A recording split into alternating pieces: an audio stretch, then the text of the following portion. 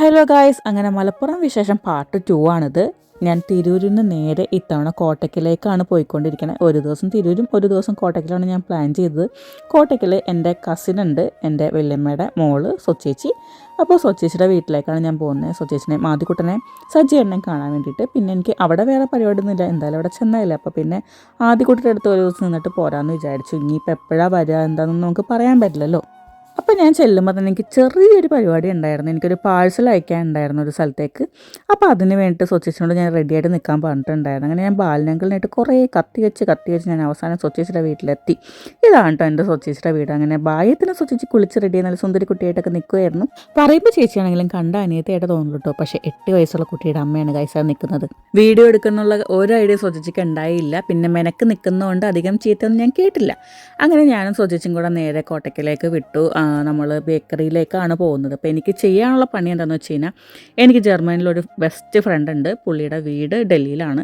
അപ്പോൾ പുള്ളിയുടെ സിസ്റ്ററിന് നമുക്ക് കുറച്ച് ചിപ്സ് കഴിക്കാനുണ്ട്. സിസ്റ്ററിന് ചിപ്സ് കഴിക്കണം, അതായത് authentic Kerala chips, coconut oil വറുത്ത ചിപ്സ് കഴിക്കണം എന്ന് കുറേ കാലമായിട്ടൊരു ആഗ്രഹം പറയുന്നുണ്ടെന്ന് പറഞ്ഞു. അപ്പോൾ നിനക്ക് പറ്റുവാണെങ്കിൽ, നീ കല്യാണ തിരക്കൊക്കെ കഴിഞ്ഞിട്ട് നിനക്ക് പറ്റുവാണെങ്കിൽ നീ ഒന്ന് കുറച്ച് ചിപ്സ് എൻ്റെ വീട്ടിലേക്ക് അയക്കാവോ എന്ന് ചോദിച്ചു.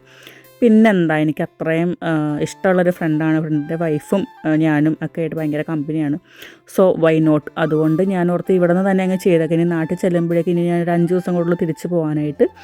അപ്പോൾ ഇനി നടക്കില്ല. അങ്ങനെ ഞങ്ങൾ നേരെ KR ബേക്കറിയിൽ കയറി ഒരു 3-4 പാക്കറ്റ് ചിപ്സും ചക്കവറ്റലും പിന്നെ ശർക്കര വട്ടയൊക്കെ ആയിട്ട് നമ്മൾ പാക്ക് ചെയ്ത് അവിടെ നിന്ന് തന്നെ നമുക്ക് അവർ കവറൊക്കെ തന്ന് അവർ തന്നെ പാക്ക് ചെയ്ത ഒരു ബോക്സായിട്ട് തന്നിട്ടുണ്ടായിരുന്നു കേട്ടോ. അപ്പോൾ നല്ല സഹകരണ മനോഭാവമുള്ള നാട്ടുകാരാണ് ഗൈസ്, പറയാണ്ടിരിക്കാൻ വയ്യ.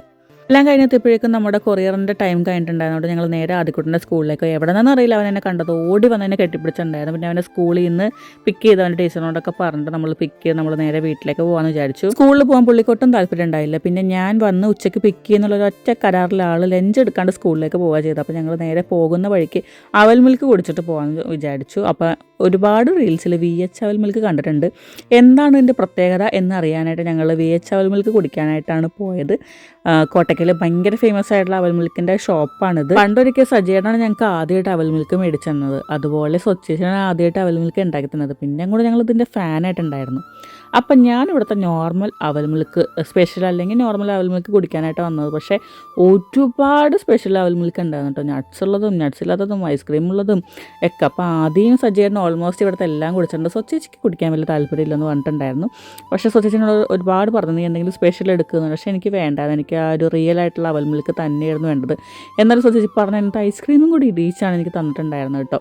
അപ്പോൾ എനിക്ക് ആ ഒരു പ്ലെയിൻ അവൽ മിൽക്ക് കഴിക്കാനാണ് അന്നും ഇന്നും ഇഷ്ടം. പക്ഷേ ആദ്യക്കൂട്ടൻ്റെ ഈ ഒരു ബൂസ്റ്റിൻ്റെ പിന്നെ കുറേ നട്ട്സൊക്കെ ഉള്ള അവൽ മിൽക്കാണ്. ആ മെനുവിലുള്ള ഓൾമോസ്റ്റ് എല്ലാ അവൽ മിൽക്കും സജീവനും ആദ്യം കൂടെ ഇവിടുന്ന് ട്രൈ ചെയ്തിട്ടുണ്ട്. അപ്പോൾ അവൻ ട്രൈ ചെയ്യാത്ത ഒന്ന് നോക്കി സെലക്ട് ചെയ്ത് കൊടുത്താണ്.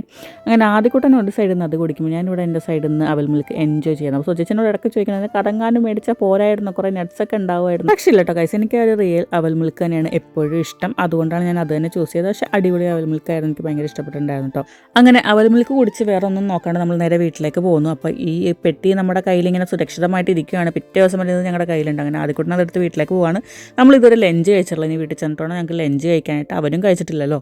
അങ്ങനെ സൊച്ചേച്ചിട്ടുണ്ടെങ്കിൽ നല്ല അടിപൊളി ചിക്കൻ ഫ്രൈയും ബീഫ് വരട്ടിയതും മോര് കറിയും പിന്നെ ചോറും ഒക്കെ ആയിട്ട് ഞങ്ങൾ ഫുഡ് കഴിച്ച്. പിന്നെ സൊച്ചേച്ചി ഒരു സ്പെഷ്യൽ ഡെസേർട്ട് ഉണ്ടാക്കിയിട്ടുണ്ടായിരുന്നു. ഇത് ബ്രെഡ് വെച്ച് ഉണ്ടാക്കിയെന്ന് പറഞ്ഞപ്പോൾ ഞാൻ ശരിക്കും ഷോക്കായിട്ടുണ്ടായിരുന്നു. നല്ല ബട്ടർ സ്കോച്ചിൻ്റെ ഫ്ലേവർ ആയിട്ടുള്ള നല്ല അടിപൊളി ഡെസേർട്ടായിരുന്നു കേട്ടോ. സൂപ്പറാണ്, എനിക്ക് ഭയങ്കര ഇഷ്ടപ്പെട്ടു. അതിന് ശേഷം നല്ലൊരു ഉറക്കം ഉറങ്ങി. ഞാൻ 2 ദിവസം നടിയൊക്കെ ഉറങ്ങിയിട്ടുണ്ടായില്ല. ഉറങ്ങി എണീറ്റപ്പോഴേക്കും ഇവിടെ ആദ്യക്കുട്ടി പഠിക്കുന്ന തിരക്കിലായിരുന്നു. അതുകൊണ്ട് അവിടെ പഠിക്കുമ്പോഴേക്കും ഞങ്ങൾ ഞങ്ങളുടെ പാക്കേജൊക്കെ ഒന്ന് പാക്ക് ചെയ്തെടുക്കാമെന്ന് വിചാരിച്ചിട്ടുണ്ടായിരുന്നു. അപ്പോൾ സജേട്ടൻ പറഞ്ഞു ഇങ്ങനെ പാക്ക് ചെയ്യുമെന്ന് പറഞ്ഞിട്ട് ഞങ്ങളങ്ങനെ പാക്ക് ചെയ്യണം. അപ്പോൾ അതിനകത്ത് സജേട്ടനെ കാണിക്കാൻ പറ്റിയില്ല കേട്ടോ, സജേട്ടൻ കുറച്ച് തിരക്കിലായിരുന്നു. അങ്ങനെ പാക്കൊക്കെ ചെയ്തു. ഞങ്ങൾ അഡ്രസ്സൊക്കെ എഴുതി.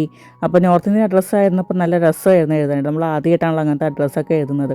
ആദ്യക്കൂട്ടം പിന്നെയും പഠിച്ച് കുറച്ച് നേരം കളിച്ചതിന് ശേഷം ഞങ്ങളെല്ലാവരും കൂടെ കിടന്നുറങ്ങിയിട്ടുണ്ടായിരുന്നു. പിന്നെ രാവിലെ ആയപ്പോൾ അവൻ സ്കൂളിൽ പോയി. ആശാൻ ഇന്നും പോകാൻ മൂടൊന്നും ഉണ്ടായില്ല, പിന്നെ എക്സാമൊക്കെ വരല്ല, അതുകൊണ്ട് പോയതാണ്. അങ്ങനെ അതിനുശേഷം രാവിലെ ഞാൻ പയ്യെ കുളിച്ച് റെഡിയായിട്ട് പിന്നെ തിരിച്ച് പോരാന്ന് വെച്ചാൽ ഞാൻ അതേ ഡ്രസ്സാണ് കഴിച്ചിട്ട്, ഞാൻ അധികം ഡ്രസ്സൊന്നും കൊണ്ടുപോയിട്ടുണ്ടായില്ല.